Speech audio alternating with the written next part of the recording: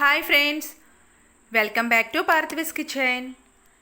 Non veg ప్రియుల కోసం కొత్త రకం వెరైటీ తోటి ఈరోజు మీకు ఒక వీడియో అందిస్తున్నాను.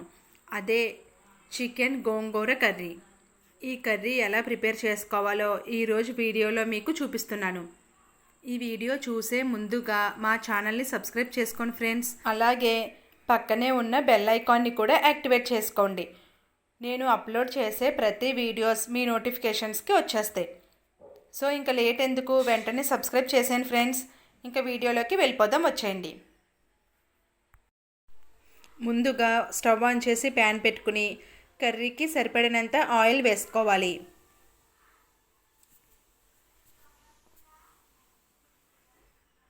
నాన్ వెజ్ కర్రీస్కి ఆయిల్ కొంచెం ఎక్కువగానే పడుతుంది. సో ఆయిల్ హీట్ అయిన తర్వాత స్పైసెస్ని యాడ్ చేసుకోవాలి. 2 ఇంచెస్ దాల్చిన చెక్క, 6 లవంగ మొగ్గలు, 2 యాలక్కాయలు, 1 బిర్యానీ ఆకు వేసుకోవాలి. మీడియం ఫ్లేమ్లో పెట్టుకుని వీటిని ఫ్రై చేసుకోవాలి.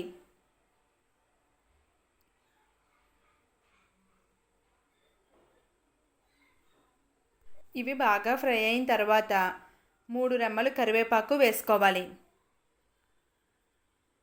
ఈ కరివేపాకు చిటపటలాడేంత వరకు ఫ్రై చేసుకోవాలి. ఆ తర్వాత 4 పచ్చిమిర్చి సగం కట్ చేసి వేసుకోవాలి. ఈ కరివేపాకు కూడా చిటపటలాడేంత వరకు దోరగా ఫ్రై చేసుకోవాలి. ఆ తర్వాత 4 మీడియం సైజ్ ఉల్లిపాయ చిన్న చిన్న ముక్కలుగా కట్ చేసి వేసుకోవాలి. ఇప్పుడు దీంట్లో 1/2 టీ స్పూన్ పసుపు వేసుకోవాలి. ఈ ఉల్లిపాయ ముక్కలు ఫ్రై అవ్వటం కోసం కొద్దిగా సాల్ట్ యాడ్ చేసుకొని మొత్తం అంతా కలిసేలాగా బాగా కలుపుకుంటూ మీడియం ఫ్లేమ్లో పెట్టుకుని ఉల్లిపాయ ముక్కలు లైట్ గోల్డెన్ బ్రౌన్ కలర్ వచ్చేంత వరకు ఫ్రై చేసుకోవాలి.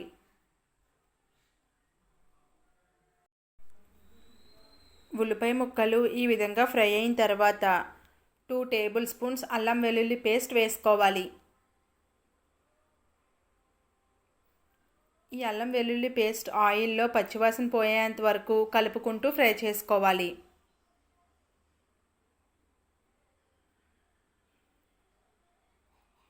ఆ తర్వాత 1 పెద్ద సైజు టమాటో సన్నగా స్లైసెస్గా కట్ చేసి వేసుకోవాలి.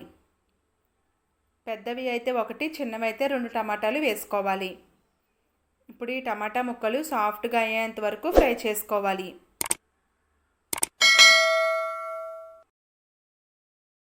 ఈ టమాటా ముక్కలు ఫ్రై అయినాయో లేవో ఒకసారి చూడండి.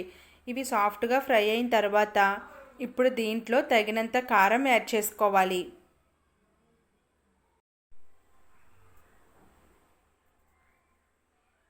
ఆ తర్వాత 2 టేబుల్ స్పూన్స్ ధనియా పౌడర్ వేసుకోవాలి.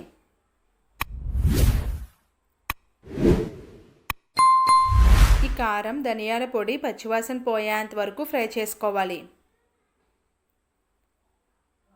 దీని నుంచి ఆయిల్ సెపరేట్ అవుతుంది.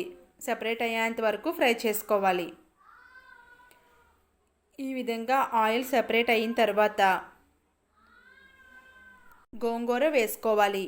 1 కేజీ చికెన్కి 2 పెద్ద సైజు గోంగూర కట్టల్ని తీసుకొని నీట్గా వాష్ చేసుకొని పక్కన పెట్టుకోవాలి. ఇప్పుడు ఈ గోంగూరని మనం ముందుగా రెడీ చేసుకున్న మిశ్రమంలోకి వేసుకోవాలి.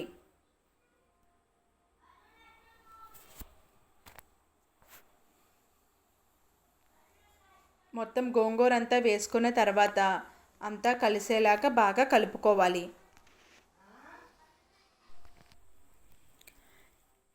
ఇప్పుడు పైన మూత పెట్టేసి గోంగూరని మగ్గించుకోవాలి.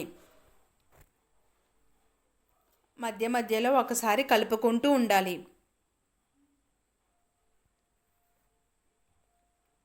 గోంగూర కొంచెం మగ్గింది, ఇంకా కొంచెం మగ్గాలి. సో ఒకసారి కలుపుకొని మరలా పైన మూత పెట్టేసి ఇంకొంచెం మగ్గించుకోవాలి.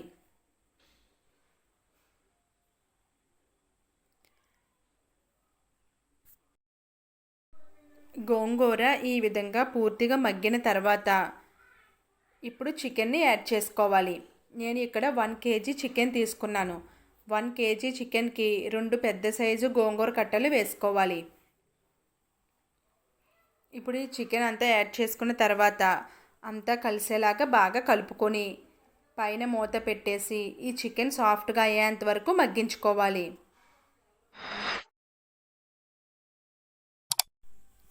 మధ్య మధ్యలో ఒకసారి కలుపుకుంటూ ఉండాలి. ఈ చికెన్ నుంచి వాటర్ రిలీజ్ అవుతుంది కదా, మరలా ఇది దగ్గరికి వచ్చేంత వరకు ఉడికించుకోవాలి.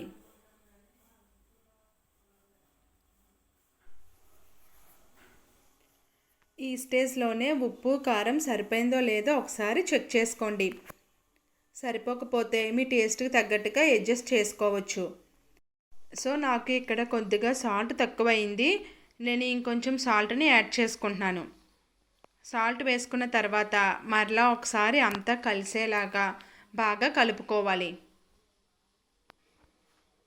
మొత్తం అంతా కలుపుకున్న తర్వాత పైన క్లోజ్ చేసి చికెన్ దగ్గరికి వచ్చేంత వరకు ఉడికించుకోవాలి. మధ్య మధ్యలో ఒకసారి కలుపుకుంటూ ఉండాలి, లేకపోతే అడుగున మాడు పట్టేస్తుంది. మనం గోంగూర వేసాం కదా, సో అడుగున మాడు పట్టేస్తుంది. ఈ విధంగా ఆయిల్ పైకి తేలేంత వరకు ఉడికించుకోవాలి.